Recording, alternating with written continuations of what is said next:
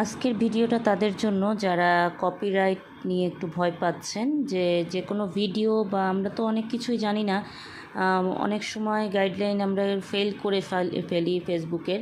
সেক্ষেত্রে যখন কপিরাইট নোটিফিকেশনটা আসে তখন কিভাবে কি করবেন সেটা যদি একটু জেনে রাখেন আপনাদের জন্য একটু সুবিধা হবে, উপকার হবে এই জিনিসটা যদি আপনারা জেনে রাখেন।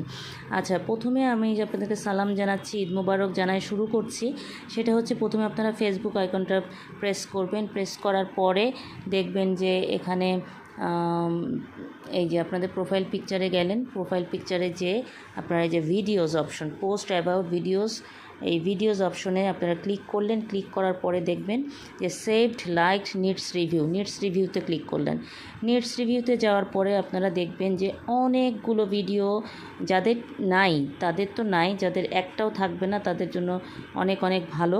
আর যাদের এই যে আমার মতো এই যে এতগুলো প্রায় 10-12টার মতো ভিডিও যাদের কপিরাইট দেওয়া আছে তা সেইগুলো কিন্তু আপনাদের টোটালটা একটা একটা করে ধরে ডিলিট করতে হবে। ডিলিট করতে হবে কিভাবে? একটা ছবি বা ভিডিও প্রেস করলেন, এই যে নিচে 3 ডটের অপশনে গেলেন, নিচে 3 ডট অপশন যে এই যে ডিলিটে দিয়ে দিলেন, আপনার কিন্তু ডিলিটটা হয়ে গেল। এইভাবে প্রত্যেকটা ডিলিট করে ফেলতে হবে।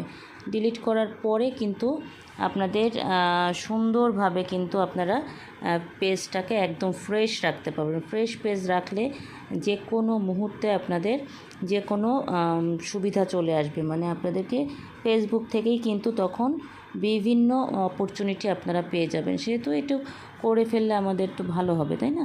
সেই জন্য বলবো যে প্রত্যেকটা ভিডিও যে আমার মতো করে আপনারা ডিলিট করে ফেলবেন। ডিলিট করলেই আমার যেহেতু ফেসবুকে একটা বিজনেস পেজ আসছে, সেই কারণে অনেক সময় অনেক ড্রেসের ভিডিও দিতে হয়, তখন অনেক সময় ভয়েস দেওয়া যায় না, গান দিই, গান দেওয়ার ফলে কিন্তু আমার এই ঘটনাগুলো ঘটে যায়। আসলে আমার মাঝে মাঝেই আমি কপিরাইট দিয়ে ফেলি।